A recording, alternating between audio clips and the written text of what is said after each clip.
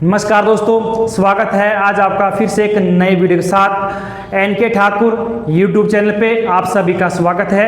हाँ, आप बिल्कुल सही सुन रहे हैं, आप एनके ठाकुर यूट्यूब चैनल पे ही वीडियो देख रहे हैं। पिछली वीडियो में मैंने आपको बताया था कि एक अच्छा अध्यापक बनने के लिए कौन कौन सी टीचिंग स्किल होनी चाहिए और उसके अंदर क्या क्या कंपोनेंट होना चाहिए। तो पिछली वीडियो में मैंने आपको बताया था कि रीइंफोर्समेंट स्किल क्या होती है, स्टिमुलस वेरिएशन स्किल क्या होती है, एक्सप्लेनेशन स्किल क्या होती है। आज मैं आपको बताने जा रहा हूँ कि ब्लैक बोर्ड राइटिंग स्किल क्या होती है, जिसको हिंदी में कहते हैं शैंपट लेखन कौशल।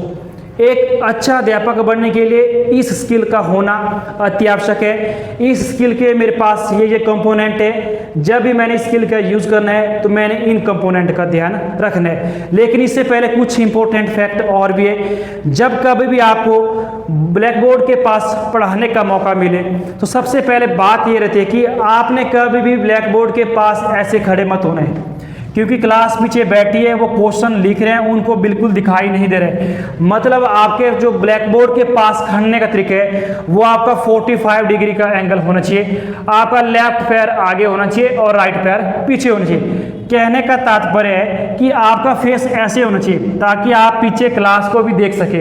ऐसा नहीं आप ऐसे खड़ गए और पूरे बोर्ड को ढक लिया। इससे क्या होगा, आप पूरा बोर्ड भर देंगे, जब बाद में आप साइड हटेंगे तो छात्रों को समझ नहीं आएगा कि आपने क्या लिखा। पहला पॉइंट था ये कि जब भी आपने ब्लैक बोर्ड पे पढ़ाना है तो आपका एंगल 45 डिग्री का होना चाहिए। दूसरी बात ये आती है, जब आप प्राइमरी या सेकेंडरी लेवल पर जाएंगे, अभी वहाँ पर डिजिटल बोर्ड नहीं है, अभी वहाँ पर ब्लैक बोर्ड का ही इस्तेमाल किया जाता है। तो जब आप चौक से लिखते हैं, इसके बाद बात ये आती है कि आप बोर्ड को इरेज कैसे करेंगे। आपने कभी भी बोर्ड को इरेज करना हो तो आपने अपवर्ड टू डाउनवर्ड उसको इरेज करना है। ऐसा नहीं करना है लेफ्ट टू राइट। इससे क्या होगा, जो चौक की डस्ट होगी वो आपके पास आएगी। ठीक है, अगर आप अपवर्ड टू डाउनवर्ड करेंगे, जो धूल है वो नीचे की ओर जाएगी। दूसरा पॉइंट मेरे पास ये था। तीसरा पॉइंट ये है, जब आप क्लास में टॉपिक पढ़ाते हैं, आपका टॉपिक समाप्त होता है, आपके बाद नेक्स्ट क्लास है, तो ऐसा नहीं कहना कि मैंने पूरा बोर्ड तो भर दिया उसके बाद भाग गए। एक अच्छे टीचर की खासियत ये होती है, जब वो बोर्ड पर लिखता है उसकी ड्यूटी बनती है कि उस बोर्ड को साफ करके जाए। ऐसा नहीं कि आपने बोर्ड भर दिया, नेक्स्ट सर आगे उसको वो बोर्ड साफ करना पड़े। इस बात का भी आपने ध्यान रखना है। अब मैं बात करूंगा ब्लैक बोर्ड राइटिंग स्किल। इसके कुछ इंपॉर्टेंट कंपोनेंट है। इन कंपोनेंटों का यूज हमने कैसे करना चाहिए। सबसे पहले मैं अगर बात करूंगा लेखनी में स्पष्टता, मतलब जो करता है, कर्ता की आवाज में स्पष्ट होनी चाहिए। ठीक है, इसके कुछ पॉइंट है। सुस्पष्टता, सु का मतलब होता है अच्छा, मतलब जो कर्ता की आवाज है बिल्कुल अच्छी होनी चाहिए और क्लियर होनी चाहिए। नेक्स्ट पॉइंट है दूरी। जब भी आप बोर्ड पर लिख रहे हैं, जो अक्षरों की दूरी या लाइनों की दूरी बराबर होनी चाहिए। ऐसा नहीं मैं एक वर्ड यहाँ लिख रहा हूँ, दूसरा वर्ड यहाँ लिख रहा हूँ, तीसरा वर्ड यहाँ लिख रहा हूँ। एक तो सीधी लाइन में होना चाहिए, एक तो अक्षरों के बीच बराबर दूरी होनी चाहिए। अब ये मत करना कि लगे स्केल से नापने। मेरा कहने का तात्पर्य है, मतलब दूरी लगभग बराबर ही होनी चाहिए। आपने ऐसा ध्यान रखना है जब आप लिख रहे हैं, मतलब ज़्यादा गैप नहीं होना चाहिए, ज़्यादा टाइट भी नहीं होना चाहिए। ठीक है, नेक्स्ट पॉइंट है अक्षरों का आकार। अक्षरों का आकार कैसा होना चाहिए। अगर प्राइमरी लेवल की क्लास है तो आपकी अक्षरों का आकार कैसा होना चाहिए, थोड़ा बड़ा होना चाहिए। अगर सेकेंडरी या हाई लेवल क्लास है, जो आपके फॉन्ट का स्टाइल कैसा होना चाहिए, थोड़ा छोटा होना चाहिए। नेक्स्ट पॉइंट है पंक्तियों में संगतता। ऐसा होना चाहिए जैसे मान लो मैं यहाँ पर लिख रहा हूँ, पंक्ति के साथ मैंने पंक्ति लिखी, छात्रों को पढ़ने नहीं आ रही कि ये वर्ड ऊपरी लाइन का या निचली लाइन का है। मतलब पंक्ति आपकी ज़्यादा टाइट नहीं होनी चाहिए, उनके बीच भी दूरी होनी चाहिए। नेक्स्ट जो पॉइंट है शैंपट कार्य में स्वच्छता। जब भी आप बोर्ड पर लिख रहे हैं उसमें आपको सावधानी बरतनी पड़ेगी।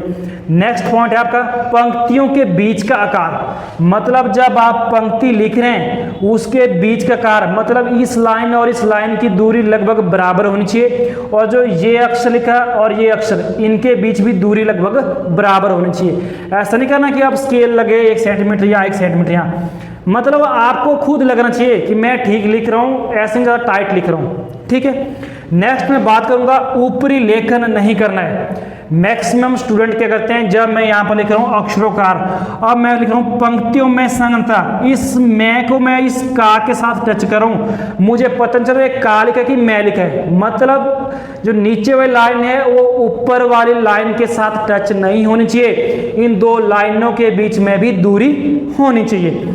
नेक्स्ट है आवश्यक तत्वों को केंद्रित करना।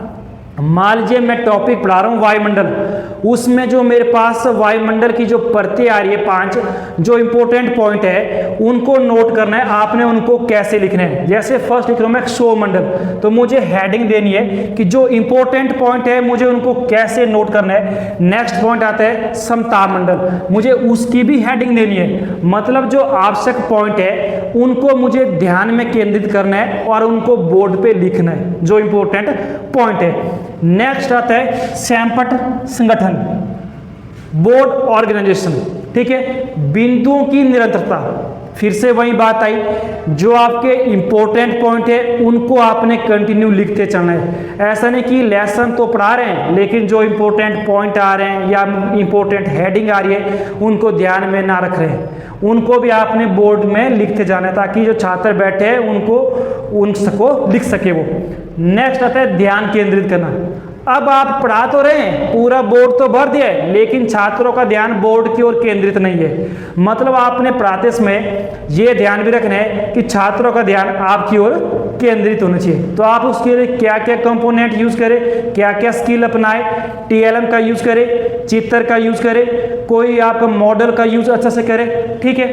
नेक्स्ट आता है आकृति, जो आप टॉपिक पढ़ा रहे हैं। जैसे मान लीजिए मैं पढ़ा रहा हूँ ट्रिग्नोमेट्री के बारे में, उसमें आपकी आ रही है आकृति, जैसे त्रिभुज आ रही है। अगर मैं इस त्रिभुज को यहाँ बनाता हूँ तो छात्र के माइंड में क्वेश्चन आएगा कि ये त्रिभुज की आकृति ऐसी होती है, नहीं तो शायद वो ऐसी जैसी भी बना सकते कुछ, उसको क्या पता कि त्रिभुज कैसी होती है। मतलब जो आकृति है हमारे पास इंपॉर्टेंट है, उनको आपने बोर्ड पर इस्तेमाल करना है, उनका यूज करना है कि कौन सी आकृति किस प्रकार की और कैसी होगी। तो ये थे हमारे पास ब्लैक बोर्ड राइटिंग स्किल, जिसको हिंदी में कहते हैं सैमपट लेखन कौशल, जिसके बारे में हमने अध्ययन किया कि इसके अंदर क्या क्या कंपोनेंट है और इन कंपोनेंट का यूज कैसे किया था। जब आप टॉपिक पढ़ाते हैं तो लास्ट में आपकी ड्यूटी बनती है कि एक बार आप फिर से उसको मोटा मोटा एक्सप्लेन करके इनको बता दीजिए कि आज हमने इसके बारे में अध्ययन किया। और एक बात मैं और भी बताना चाहूँ, जब आप बोर्ड पे लिखते हो ब्लैक बोर्ड राइटिंग स्किल, जो आपकी मेन हेडिंग है और सब हेडिंग है, मेन हेडिंग आपकी बड़ी होनी चाहिए एज ए कंपेरिजन टू सब हेडिंग, और मेन हेडिंग आपकी तब तक रहनी चाहिए जब तक आपका जो बोर्ड पर जो कार्य खत्म नहीं होते हैं, जब तक आपका टॉपिक खत्म नहीं होता है तब तक आपकी मेन हेडिंग बोर्ड पर ही रहनी चाहिए। ऐसे नहीं मैंने यहाँ पर बता दिया इस मेन हेडिंग को भी यहाँ से साफ कर दिया, ऐसा होना चाहिए, क्योंकि छात्र भूल जाते हैं कि हम किस टॉपिक को पढ़ रहे हैं। मतलब जो हेडिंग है वो बोर्ड पर लास्ट तक ही होनी चाहिए। ये थे हमारे पास सैमपट लेखन कौशल के स्किल। ऐसी वीडियो देखने के लिए हमारे YouTube चैनल को सब्सक्राइब कीजिए, शेयर कीजिए, कमेंट कीजिए। मिलते हैं नेक्स्ट वीडियो में। Thank you so much.